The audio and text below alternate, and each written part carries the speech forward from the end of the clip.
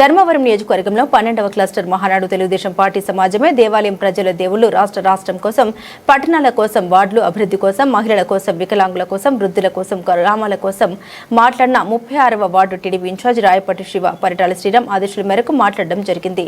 ధర్మవరం నియోజకవర్గంలో కార్యకర్తలు తెలుగుదేశం అధికారంలో ఉన్న ప్రతిపక్షంలో ఉన్న కార్యకర్త ఒక పిల్లర్ లాంటి వారు.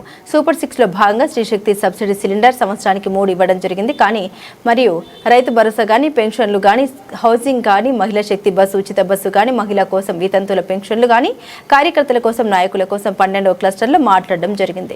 ప్రతి రాజకీయంలోనూ ఉన్నతమైన ఉత్తమ ప్రమాణాలతో ఆదరించడం, ప్రజల జీవన ప్రమాదాలతో అత్యున్నత స్థాయికి తీసుకెళ్లడం, జీవన ప్రమాదాలతో అనే మన దారాత్మిక నాయకుడు చంద్రబాబు గారికి ఆశయాలకి సహకారంతో చేయగలుగుతున్నాం. తెలుగుదేశం వ్యవస్థాపకుడు విశ్వవిఖ్యాత స్వర్గీయ ఎన్టీ రామారావు గారు స్మరిస్తూ మనం ప్రతి ఏటా జరుపుకునే మహానాడు ఈసారి మహానాడు 2026 హైబ్రిడ్ విధానం చారిత్రాత్మక జరుపుకుంటున్న సందర్భంగా ప్రతి ఒక్క కార్యకర్తకి నా తెలుగుదేశం నా బాధ్యత మన పవిత్రమైన నిదానంతో కట్టుబడి ఉంటామని సమిష్టిగా మనము కోరుకుంటున్నాము.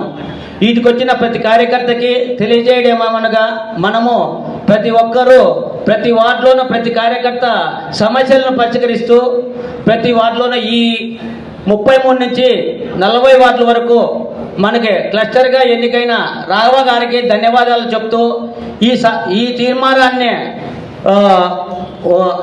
రాఘవ గారికి ధన్యవాదాలు తెలుపుకుంటూ ప్రతి వార్డులోనూ ఈ 12వ క్లస్టర్ మనము ధర్మవరంలో నెంబర్ 1గా నిలబడదామని నేను సాయశక్తిలా పోరాడతానని మీ అందరి ప్రమాణాలు కార్యకర్తలు నాయకులు సీనియర్ తెలుగుదేశం కార్యకర్తలు ఇంకా కొత్తగా వచ్చేవాళ్ళు కానీ ప్రతి ఒక్కరూ సమిష్టిగా సమస్యలతో పోరాడి నిలబడి ధర్మవరంలో ఫస్ట్ క్లస్టర్ అనిపించుకోవాలని రాఘవ ఆలోచనల మేరకు మాట్లాడడం జరిగింది.